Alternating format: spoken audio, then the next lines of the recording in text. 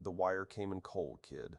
July 25 to August 1, 2026, stamped on the envelope like a corpse tag, but the file inside was thin. No victim list I could trust. No fresh leak post I could put under a lamp and sweat for the truth. No ransom note with fingerprints still wet. In this racket, guessing gets people hurt. You invent one dead body, and pretty soon the whole morgue is fiction.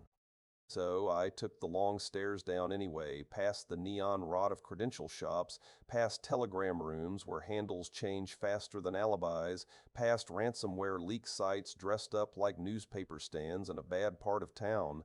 The underground does not stop just because the light goes out. When the current week will not talk, you listen to the pavement. You follow the patterns, the old crews, the fresh imitators, the brokers selling keys to doors they never built.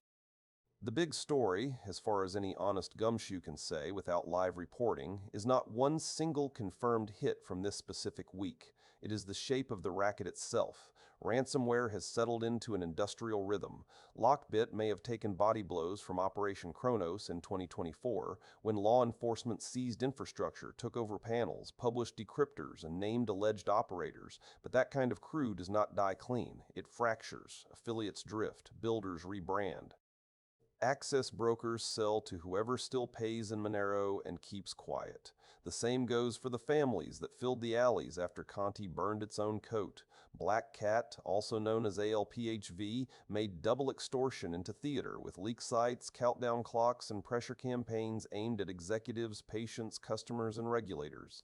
After the Change Healthcare attack in 2024, the lesson was carved into every hospital wall in the country. Hit a choke point, and the pain travels.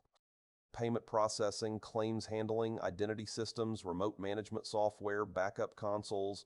Those are not side doors anymore. They are the front entrance with a crooked guard and a cigarette hanging off his lip. The entry methods have not changed because they still work. Phishing is the old con with a new suit. Stolen VPN credentials are still currency. Initial access brokers keep hawking RDP, Citrix, Fortinet, SonicWall, Palo Alto, and Avanti Access like stolen watches in a train station.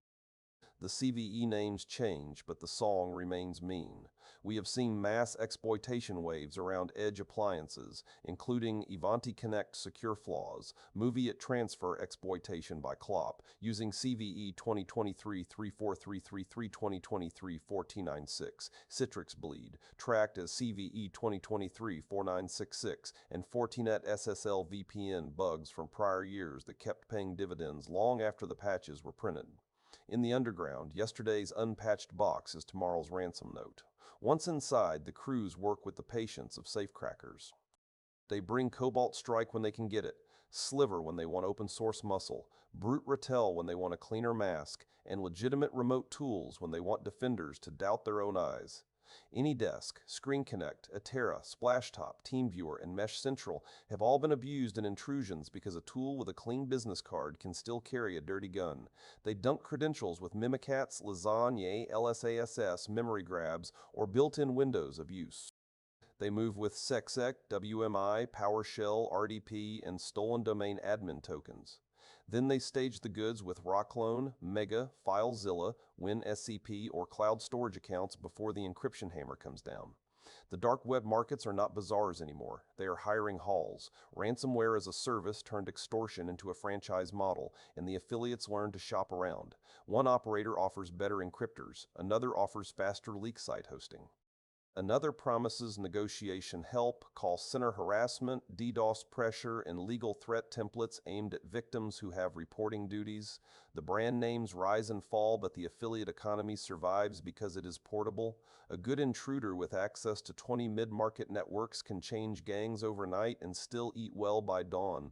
On the forums, the hottest tables are still credential dumps, session cookies, cloud keys, and access listings. You see the same dirty grammar over and over. Domain admin access to manufacturing firm, revenue listed, country listed, antivirus named, price negotiable.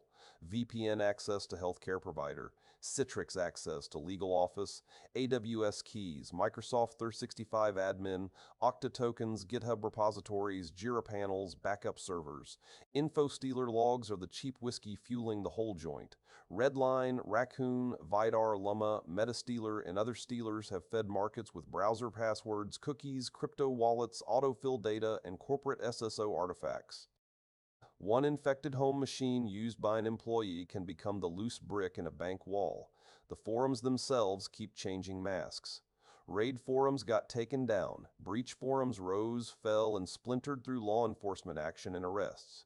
Genesis Market was hit by Operation Cookie Monster in 2023, showing how much value sat in stolen browser fingerprints and session data. Lockbit's infrastructure got seized in 2024, and the cops did not just kick the door in. They mocked the brand, exposed affiliates, and tried to poison the trust that keeps a criminal service alive. That matters. In this world, reputation is oxygen. If affiliates think the admin is compromised, if buyers think the escrow is watched, if a leak site might be a police camera with a dark theme, the market gets jumpy. But do not mistake takedowns for tombstones. Every arrest makes noise, but every gap invites a new crew with a sharper logo and a colder sales pitch.